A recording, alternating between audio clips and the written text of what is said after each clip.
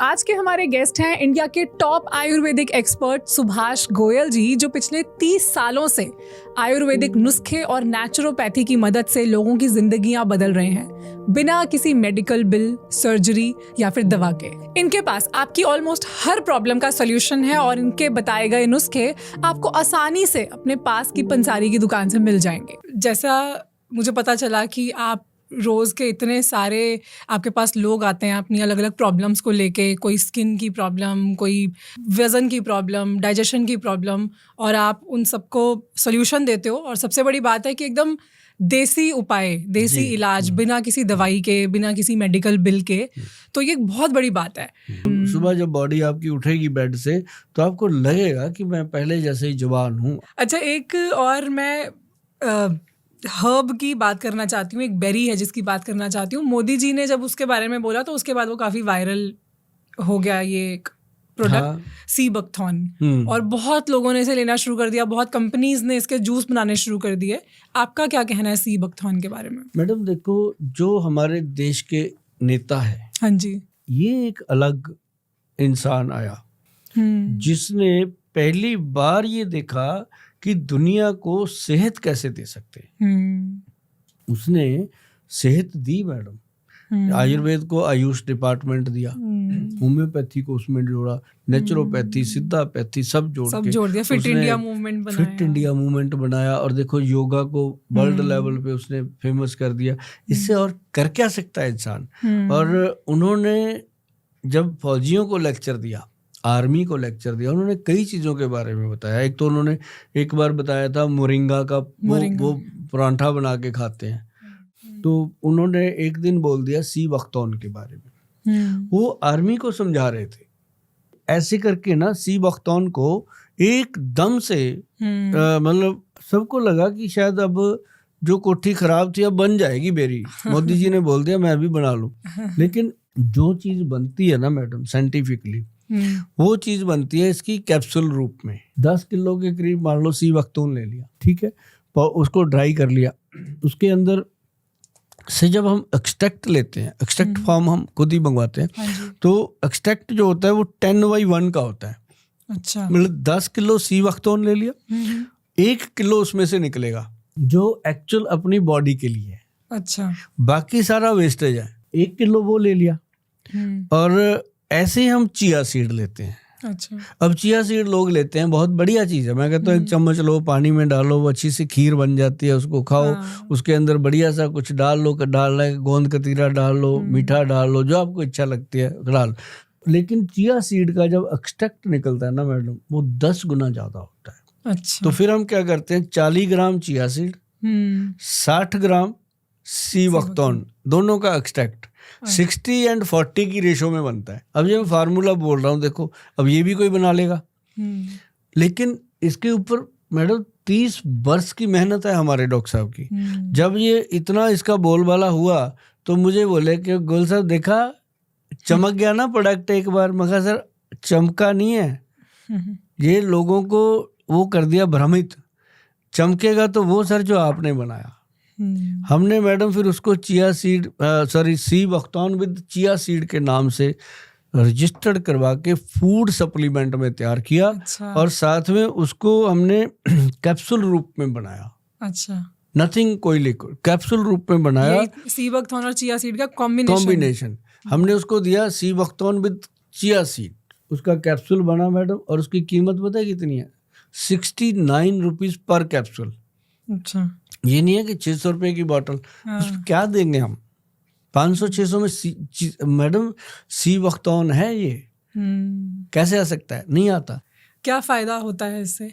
Benefit तो madam पैर से लेके सर तक। अच्छा, 2 चीजें हम देने में कामयाब हुए। एक तो अपना च्यवनप्राश, हाँ जी, एक्शन प्राश के नाम से जो है, एक ये।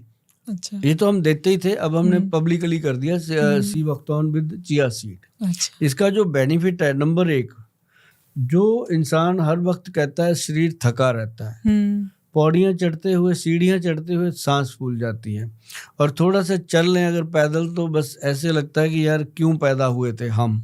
और जो लोग बिल्कुल थक जाते हैं दिमागी तौर पे, किसी को माइग्रेन का प्रॉब्लम है, किसी को सर्वाइकल का प्रॉब्लम है, किसी के घुटनों में दर्द है, किसी के शुगर बहुत ज़्यादा बढ़े हुए हैं, शुगर के कारण नपुंसकता आ गई है महिलाओं में, पुरुषों में, रोमांस लाइफ खत्म हो गई है, वो सारी चीज़ें जो है ये दोबारा से, जैसे ना ये जड़ी बूटी की, हाँ, जैसे एक पौधे को पानी देने वाली बात है कि वो दोबारा से प्रफुल्लित हो जाए, हरा भरा हो जाए, ऐसे शरीर को ये फायदा करता है। और ये हम हमेशा देते थे सारे मरीजों को, जो हमारे पेशेंट है वो जानते हैं कि ये तो पहले ही हम खाते थे, लेकिन अब ये पब्लिकली जब हुआ तो हमें ये पब्लिक करना पड़ा। इसमें दो ही बातें हुई, पुण्य नाले फलियां। नाले असी एक तो हम प्रोडक्ट देने में कामयाब हुए, हमारा एक प्रोडक्ट स्टैब्लिश हो गया, और दूसरा इससे लोगों की दुआएं मिलती हैं कि कम से कम हमें सी बख्तौन मिला, चिया सीड के साथ असली तो मिला। हमने कुछ देर पहले बात की थी वेट लूज करने की, जिनका वेट ज़्यादा है। कुछ लोग जिनका वेट बहुत कम है और वज़न बढ़ाना चाहते हैं ताकि थोड़ा शरीर में जान आए, अच्छे दिखें, वो क्या कर सकते हैं? क्योंकि वेट लूज़ करने के लिए तो आजकल बहुत सारे सोल्यूशन इंटरनेट में मिल जाते हैं। वेट बढ़ाने के लिए लोगों को कोई डायरेक्शन नहीं मिलती, उनको लगता है कि शायद सिर्फ ज़्यादा खाना इज़ द सोल्यूशन। इसमें ना एक चीज़ आती है, चाहे लड़कियां हैं लड़के हैं, एक तो अश्वगंधा पाक अच्छा बनाया मिलता है। अश्वगंधा पाक होता है ये, उसमें बहुत सारी चीजें डलती हैं। अच्छा, ये ग्रंथ का योग है, आप गूगल करोगे आपको उसका फार्मूला आ जाएगा। अच्छा, एक मूसली पाक, जिसमें सफेद मूसली, काली मूसली, साल बहुत चीजें हैं। और एक आता है कौच पाक, 3 पाक है। जैसे अश्वगंध को सुबह ले लो 1 चम्मच, दोपहर को ले लो मूसली पाक, रात को ले लो कौच पाक। लड़कों के लिए सबसे उत्तम चीज है, ये बॉडी के अंदर टेस्टोस्टेरोन लेवल को बढ़ा देता है। बढ़ाएगा तो मसल स्ट्रांग होंगे, मसल स्ट्रांग होंगे तो थोड़ा शरीर भी बनेगा। तो ये सबसे बढ़िया चीज है। 1 महीना खा लो, 1 महीना छोड़ दो, 1 महीना खा लो, 1 महीना छोड़ दो, इसको खाते रहो, और जब बॉडी सेट होगी फिर छोड़ दो। तो उनको पाक मिल जाएगा आसानी से? बड़े आराम से मिल जाता है। और दूसरा, जो लोग बनाना शेक पीते हैं उनको बहुत फायदा होता है, बनाना शेक लो, और साथ में बादाम शेक जो आता है वो ब्रेन के लिए आता है। अब कई लोग कहेंगे गोयल साहब ऐसे ही बता देते हो, वो फायदा तो करते हैं, वजन नहीं बढ़ता। तो वजन बढ़ाने के लिए काले चने और मूंग की दाल स्प्राउट करके खाने शुरू कर दो, वजन बढ़ेगा ही बढ़ेगा। अच्छा, आपने बोला बनाना शेक, इससे मुझे ध्यान आया कि आयुर्वेद में बहुत सारे इस तरह के खानों के कॉम्बिनेशन भी हैं जो मना किए जाते हैं। जैसे कि दूध के साथ दही नहीं लेना है, या खीरे के साथ टमाटर नहीं लेना। इसी तरह एक कॉम्बिनेशन है, दूध के साथ केला नहीं लेना चाहिए, और बनाना शेक में तो दूध और केला ही है। हाँ, नहीं ऐसा नहीं है, दूध के साथ केला नहीं लेना चाहिए। दूध के साथ केला तो दुनिया ही खाती है, लेकिन ये है कि बहुत सारी चीजें हैं मैडम। जैसे दूध के साथ कोई नमकीन चीज, जैसे बंदा आदमी बैठा है, नमकीन भुजिया खा रहा है, पकौड़े खा रहा है, ऊपर से दूध पी लेता है, तो प्रॉब्लम हो सकती है। जैसे मच्छी के पकौड़े खाए, दूध पी लिया, तो वाइट स्पॉट आ जाते हैं बॉडी पे। तो ऐसी बहुत सारी चीजें हैं, इस पे चर्चा करेंगे कभी। इसके लिए पूरा एक एपिसोड बनेगा मैडम कि क्या चीजें हैं जो आपस में कंबाइन नहीं लेनी चाहिए, बिल्कुल, जिनका आपस में बहुत विपरीत रिश्ता है। इस पे करेंगे एक दिन, करेंगे। मैं चाहती हूँ कि अगर लोग इस टॉपिक के ऊपर चाहते हैं एक एपिसोड, रॉन्ग फूड कॉम्बिनेशंस, वो फूड्स के कॉम्बिनेशन जो हमें अवॉइड करने चाहिए, जो हमारे लिए बहुत ज़्यादा हानिकारक हैं, अगर इस पे आप चाहते हो हम लोग बैठ के इस पे भी डिस्कस करें और सर से इसके बारे में भी पूरा नॉलेज लें, तो कमेंट करके बताइए। अब सर मेरे कुछ रैपिड फायर क्वेश्चंस हैं। रैपिड फायर मतलब शॉर्ट क्वेश्चंस, उनके आप शॉर्ट में या फिर आप डिटेल में जैसे आंसर देना चाहें वैसे दीजिए। तो कुछ इस तरह की प्रॉब्लम जिससे आज की जनरेशन सफ़र कर रही है, मगर उनके पास कोई सॉल्यूशन है नहीं, और अगर वो सॉल्यूशन ढूंढने निकलते भी हैं तो कोई दवाई पकड़ा देता है या कोई इस तरह की चीज़ जो उनकी पॉकेट्स खाली कर देती है। हम चाहते हैं कि आप कोई ऐसा उपाय दें जिससे वो घर बैठे आसानी से इन्हें फिक्स कर सके। एंग्जाइटी या स्ट्रेस आजकल बहुत कॉमन है, तो इससे डील करने के लिए, इससे मैनेज करने के लिए आयुर्वेद की सबसे बढ़िया रेमेडी क्या होगी? अश्वगंधा। अच्छा, अश्वगंधा काम करता है, रिलैक्स करता है बहुत गुड। अश्वगंधा से अच्छी चीज ही कोई नहीं। अश्वगंधा पाउडर रात को लें पानी के साथ, गर्म दूध के साथ, जैसे दिल करता है। और दूध कभी कभी खसखस वाला और हल्दी वाला दूध पिए, स्ट्रेस कम होता है। और या फिर सबसे बढ़िया मंत्र जो मैं जपता हूँ वो जपो। क्या है कि 100 से लेके 1 तक उल्टी गिनती करो। क्या होगा तो इससे क्या होता है कि आपका थॉट रिवर्स होता है। अच्छा ब्रेन रिवर्स होता है, और रूम के अंदर आप उल्टा चलो, अच्छा उससे कंसंट्रेशन बनता है। जब आपका कंसंट्रेशन अब जैसे मान लो 100 से बैक जा रहा है आदमी, गिनती करता है, तो वो कंसंट्रेशन बना के रखता है कि मैं भूल ना जाऊं, सारा ध्यान उस तरफ पे चला आ गया, ठीक फोकस है? वहां चला गया। और दूसरा जब वो उल्टा चलता है तो उसको लगता है गिर ना जाऊं, सीधे चलते तो डर नहीं लगता। तो या फिर एक और बड़ा मंत्र है कि जब भी स्ट्रेस आता है तो उल्टे हाथ से लिखना शुरू करो, कुछ भी लिखो। आप मान लो अपने मम्मी पापा का नाम लिखो, अपना नाम लिखो। अगर आप हिंदू धर्म से में लिखना चाहते हो तो जय माता दी लिखो, सिख हैं तो वाहिगुरु वाहिगुरु वाहिगुरु वाहिगुरु लिखो। मेरा वही होता है, मैं बाबा दीप सिंह जी की फोटो रख के लिखने लगा वाहिगुरु वाहिगुरु वाहिगुरु वाहिगुरु। बड़े सालों में मैं सीधा लिखने लगा जी, सीधा लिखा नहीं जाता। वो बंदे को लगता रहता है कभी वाह इधर हो गया, कभी हा इधर हो गया, कभी गा इधर हो गया, तो उससे पूरा वाहिगुरु लिखा नहीं जाता, तो वो उसी में उलझ जाता है, उसको पूरी दुनिया भूल जाती है। तो वो कंसंट्रेशन का सबसे बेस्ट मेथड होता है। या फिर जो खाने के लिए आप मांग रहे हो तो अश्वगंधा है, इसके ऊपर आयुर्वेद में कुछ नहीं है। और इसको लेने का सही टाइम सोने से पहले, रात को बेडरूम, हाँ बेस्ट है, सबसे बेस्ट। दिमाग को तेज करने के लिए कोई आयुर्वेदिक कोई हर्ब या कोई इस तरह की चीज जिसको ग्रोइंग बच्चे ले सके, उनका दिमाग शार्प, ब्रेन शार्प हो? कौन सी ऐसी चीज है दुनिया में जो दिमाग जैसी लगती है? अखरोट। हाँ तो लोग क्या कहते हैं, बादाम खाओ, मैं कहता हूँ अखरोट खाओ। अखरोट को बच्चे को देना है, बच्चा ऐसे नहीं चबाता, पीस के उसको पेस्ट सा बना के खिला दो। मूंगफली सबसे बेस्ट ब्रेन के लिए। और एक चीज और मैं बताता हूँ ब्रेन के लिए, वो आता है फ्रूट में अनार सबसे बेस्ट है। अनार जो है जी वो गर्म होता है पर ब्रेन को शार्प करता है। अच्छा। और अखरोट ब्रेन को शार्प करता है। अगर जड़ी बूटी में जाओगे तो ब्रह्मी, शंखपुष्पी, अच्छा। वचा, और एक है उसके अंदर जटामांसी। अच्छा। मैडम जो वचा है ना, अच्छा, ये जो वचा वर्ड है आप गूगल करके देखना, ये मेमोरी रिकॉर्डर है जड़ी बूटी।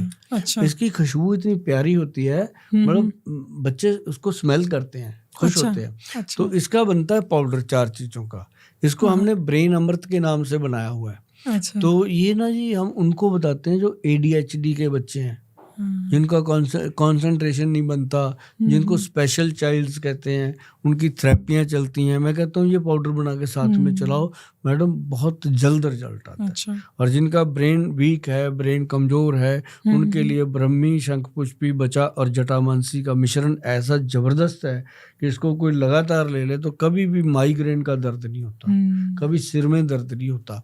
ये ऐसी चीज है। बहुत हम सुनते हैं कि पानी थोड़ा सा कोसा पीना चाहिए, थोड़ा सा वार्म वाटर लेना चाहिए, वो डाइजेशन के लिए अच्छा होता है। कई लोग ये भी कहते हैं कि नहीं, ठंडा पानी पीना चाहिए। क्या सही है आयुर्वेद के हिसाब से, कोसा पानी या फिर नॉर्मल या ठंडा पानी? दोनों ही नहीं। दोनों ही नहीं? कोई भी नहीं। फिर घड़े का पानी। घड़े का पानी। घड़े का पानी जो मट का पानी होता है वो आपकी बॉडी टेम्परेचर के अकॉर्डिंग रहेगा। अच्छा। सुबह का भी, शाम का भी, दोपहर का भी, अपने आप टेम्परेचर पकड़ेगा वो।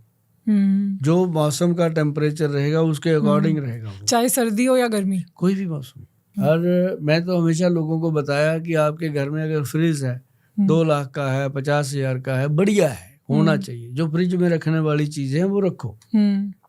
पानी फ्रिज का मत पियो। पानी पीना है तो घड़े का पीना है। बहुत ज्यादा अमीर हैं आप तो कोई बात नहीं, सोने का घड़ा ले आओ, मिट्टी का घड़ा लेके उसको सोने का कैप चढ़ा लो ऊपर, फ्रिज के पास रख लो, सोने का गिलास ले लो, उससे पानी भर के पी लो, है अगर आपको अमीरी दिखानी है।